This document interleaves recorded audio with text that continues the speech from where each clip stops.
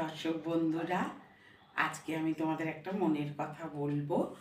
তো মানে আমার মেয়ে নাতনি এসেছিল। হ্যাঁ, তো ওদেরকে বলি চল সবাই মিলে ভিডিও করি। হ্যাঁ, ভিডিও করবে না, কিন্তু মানে ভীষণ আমার মেয়ে লাজুক।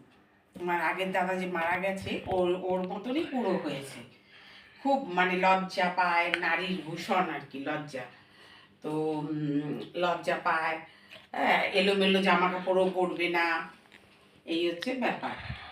আর আমি আমার দেওরের মেয়েকে বলতে চাই, বড় পিসিকে নিয়ে অত কুয়ারা না করে দম থাকে ছোট পিসিকে নিয়ে, বড় পিসির ছেলেকে নিয়ে, সবাইকে নিয়ে করো।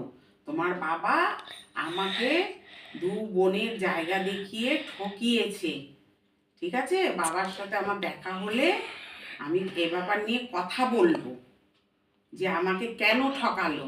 দু বোন জায়গা নেবে, তো এটা কি দর্শক বন্ধু ঠিক করেছে? আপনারাই বলুন, ঠিক আছে? আমাকে দু বোনের জায়গা দেখিয়েছে, তোমার দাদা মারা গেছে, এগুলো তো ঠিক করেনি।